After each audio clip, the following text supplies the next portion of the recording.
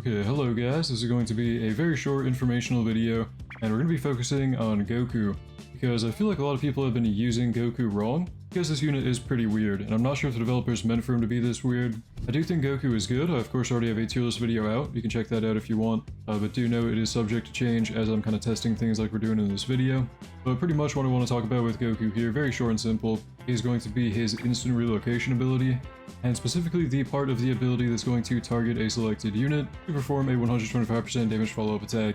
On paper it sounds really good, especially because the ability is on a local cooldown, so you could have 3 different Gokus placed down, essentially giving your units a 375% damage buff every 20 seconds, but it isn't actually that simple, which is kind of why I'm making this video.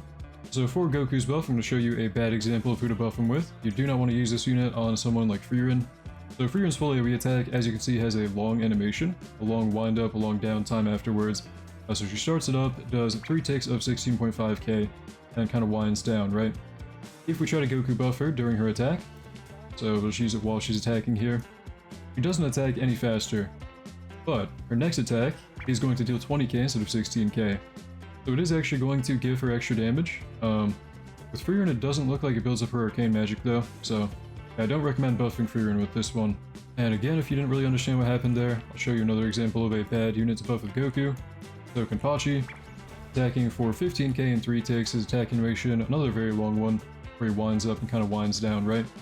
So with Goku, we're going to buff Kenpachi, and he was doing 17k per tick, now Kenpachi's going to do 22k per tick. But you'll notice that his SPA is pretty much the exact same. Like, the follow-up attacks don't actually give him an extra attack, it pretty much just makes his next attack deal 25% more damage. So I mean, it is still pretty okay buff, like you can use Goku to buff someone by 25% even if their attack animation is long, like Kenpachi or Frieren. You're pretty much just buffing their next attack.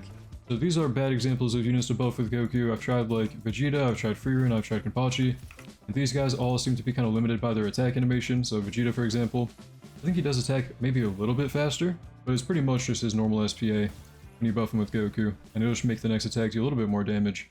But now a really good example of how to use Goku, and kind of the main unit you want to buff with this guy, probably the best tournament method now, that I'm assuming a lot of people will start using. So if you pay attention to our Itachi, this guy's attack animation is pretty short actually. He attacks once, he does his little cone of fire.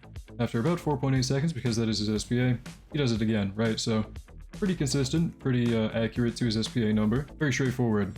If we place down a Goku next to this guy when he attacks, so keep in mind the damage of the ticks as well, we're doing about 6.293k. If we use our Goku ability, he's actually going to immediately attack when we use that and do 7k per tick, and attack immediately after and do 6k per tick again.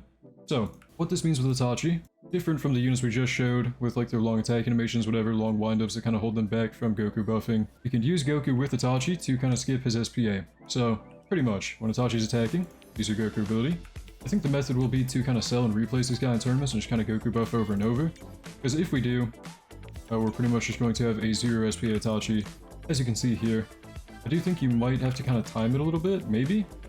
Not really too sure though. It seems like if you just kind of spam, he is attacking immediately 0 SPA pretty much. So yeah, Goku with certain units can make them have like no SPA. Itachi's a good example of that because he's like a top meta unit. So if you want to use Goku properly, you do have to be aware of their attack animations, how long their like wind-ups are. Because as I showed earlier, Kenpachi's bad for it, Frieren's bad for it, Vegeta's bad for it. All those units are pretty much like a 25% extra damage buff on their next attack if you use Goku. But then Itachi, if you use it properly, is probably going to be a tournament method because you can just kind of spam Goku to skip his SPA. And I'd imagine would end up doing some numbers in tournaments, so I don't know. This was just a little announcement video, I guess. I don't know, like an informational video spreading the word that Goku's not bad, but he's not how most people would probably think. He's not very versatile. You do really have to choose who you actually use him with, but if you use him with like Itachi, for example, it could be really strong. That's all for this short video. Hopefully it was informational. Hopefully you learned something. But I'm going to bed now. Good night, guys. Sorry if I sound tired in this video. I kind of messed up my sleep schedule yesterday with the global tournaments and the maintenance and everything, but either way, thank you to my channel members for making the video possible. You guys are the best. Thank you for watching. Hope you enjoyed. Hope to see you in the next one. And have a great day.